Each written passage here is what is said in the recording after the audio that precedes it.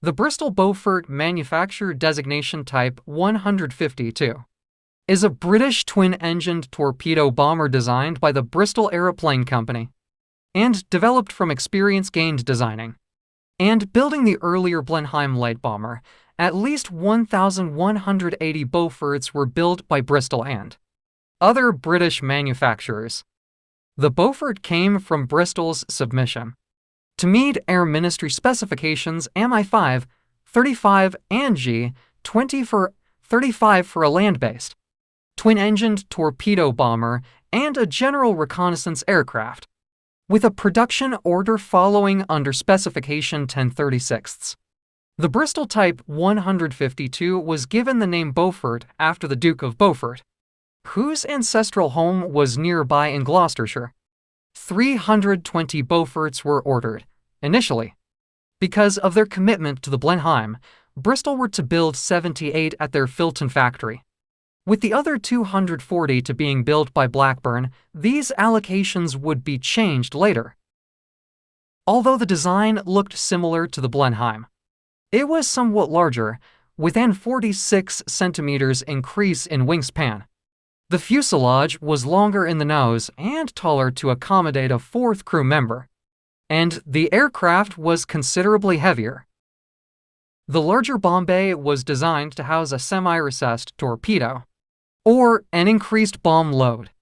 Due to the increased weight, the Bristol Mercury engines on the Blenheim were to be replaced by more powerful, sleeve-valve, Bristol Perseus motors. It was soon determined that even with the Perseus, the Beaufort would be slower than the Blenheim, and so a switch was made to the larger Bristol Taurus engine, another sleeve valve design.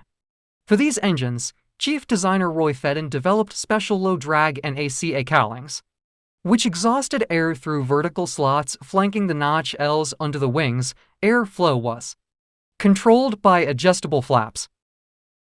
The basic structure, although similar to the Blenheim, introduced refinements such as the use of high-strength light alloy forgings and extrusions in place of high-tensile steel plates and angles.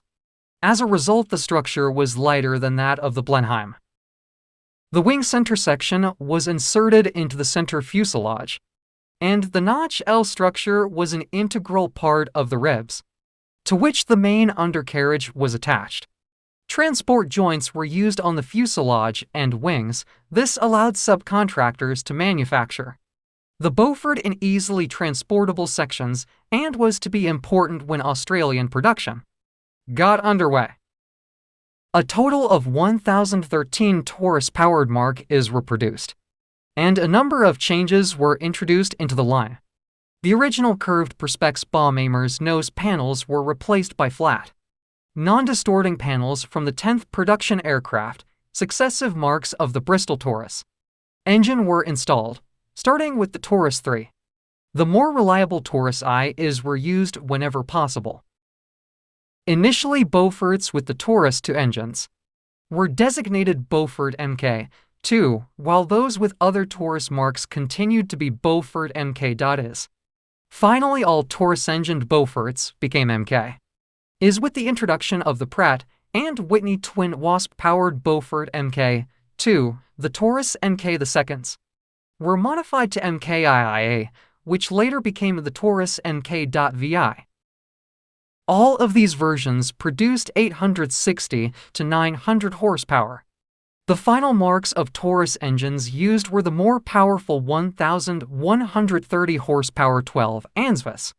The Taurus engines drove de Havilland Type DH5/19 constant speed propellers. As Beaufort units entered service, it was found that the defensive armament was inadequate, and extra 7.7 mm Vickers Go machine guns were fitted.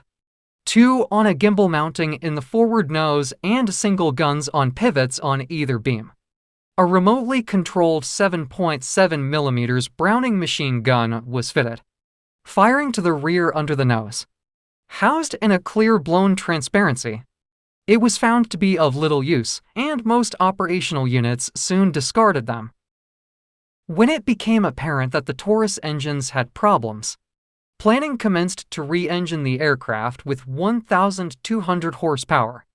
Pratt and Whitney are 1830 twin wasp radials, which were of similar diameter and slightly lighter, driving Hamilton's standard bracket type.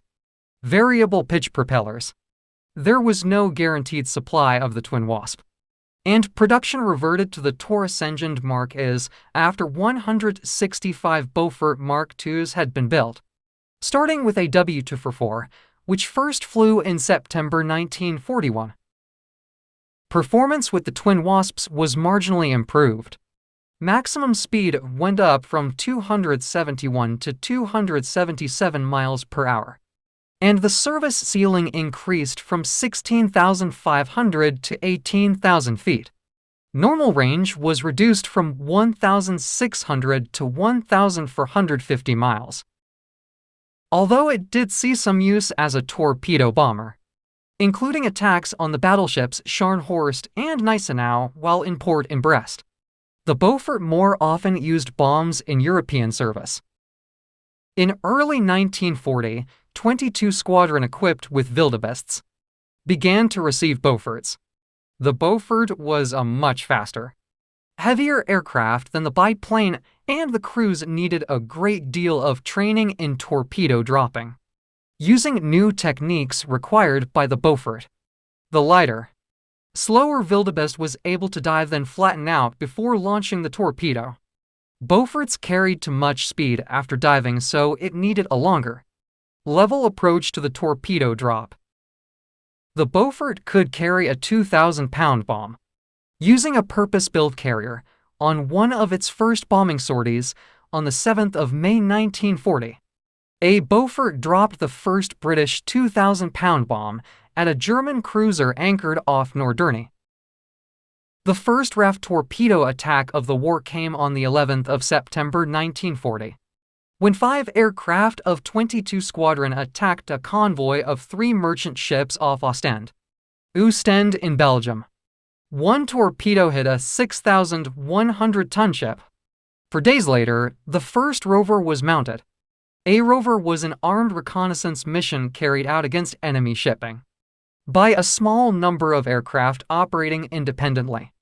Rovers became a major part of Beaufort operations over the next 18 months. Some of the Beaufort's actions were attacks on warships of the German Kriegsmarine. The first attack was on the 21st of June 1940, when 9 Beauforts of 42 Squadron attacked the German battleship Scharnhorst off the Norwegian coast. No torpedoes were available at RAF Wick, and a dive bombing attack was carried out using 2 500-pound bombs. The Beauforts encountered Messerschmitt Bf 109s protecting the battleship, and only for returned shortly after. Beauforts were grounded for modifications to their Taurus engines. On the night of 12-13 June 1941, 13 Beauforts of 42 Squadron, based at RAF Lucars, and a detachment of 5 Beauforts of 22 Squadron from Wick, were sent out to find the heavy cruiser Lutzow and an escort of 4 destroyers, which had been sighted near Norway. At midnight, a signal from a Blenheim of 114 Squadron confirmed the position of the ships, but most of the Beauforts failed to find them. The final major operation to feature Beauforts, before they were moved to other theaters, was an attack on the heavy cruiser Prinz Eugen. A report reached Coastal Command on the 16th of May 1942 that this ship, escorted by 2 destroyers, was off Trondheim steaming southwest at high speed. Strike force was formed with 12 Beauforts of 42 Squadron, minus 1 Blenheims of 404 RCAF Squadron, and for flak suppression bow fighters, to each from 235 Squadron and 248 Squadron. Prinz Eugen was sighted with 4 destroyers. The bow fighters went first, raking the ships with cannon fire as the Blenheims made dummy torpedo runs. Some Bf 109s, more than likely from IEJG-5, appeared, and the Blenheims attempted to fend them off as the Beauforts started their attack. 3 Beauforts were shot down by defensive fire from the ships before they could launch their torpedoes, and the 9 torpedoes that were launched failed to hit the target. The first Beaufort unit in the Mediterranean was 39 Squadron, which reformed in Egypt in January 1941. Initially equipped with Bristol Blenheims and Martin Marylands, the unit started re-equipping with Beaufort Mk. The following August. During the early hours of the 15th of June 1942, -1 Beauforts of 217 Squadron, which had just flown in from England, took off from Raf Luca, Malta, to intercept ships of the Regia Marina, which had sailed from Taranto. Few of the Beaufort crews had experience in night flying, for aircraft failed to find the rendezvous and set out independently. 1. Flown by Flying Officer Arthur Aldridge, discovered the Italian fleet some 200 miles to the east of Malta, like Leviat's attack on Lezzo. His Beaufort was mistaken for a friendly aircraft. By Italian lookouts, Aldridge torpedoed and crippled the heavy cruiser Trento, whose anti-aircraft fire started only after the Beaufort had escaped. By July 1942, 86 Squadron Beauforts and crews had arrived on Malta and were soon absorbed into a reconstituted 39 Squadron, which came under the command of the inspirational squadron leader Patrick Gibbs. Over the next 11 months, the Beaufort Force, now usually accompanied by Beaufighters, was instrumental in crippling the convoy supply lines that were vital to Rommel's Afrika Korps. At night, torpedo-carrying Vickers Wellingtons of 38 Squadron also played an important part in attacking convoys. During the first years of World War II, the Australian government found itself unable to procure twin-engine bomber aircraft for home duties in Australia. It was decided that the Australian Department of Aircraft Production (DUP) would build Beauforts, under license, for the Royal Australian Air Force. The first Beaufort unit formed in Australia on the 25th of February 1942 was No. 100 Squadron RAAF, so named because it was formed partly from members of its RAF counterpart. In the light of the problems encountered by the first Beauforts based at Singapore, the unit was carefully trained and slowly brought up to operational status.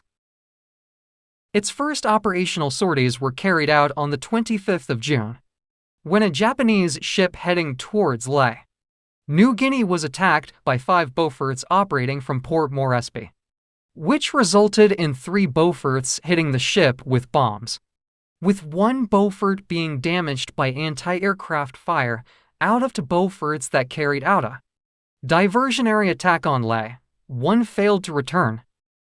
That's all for today. Until next time, bye.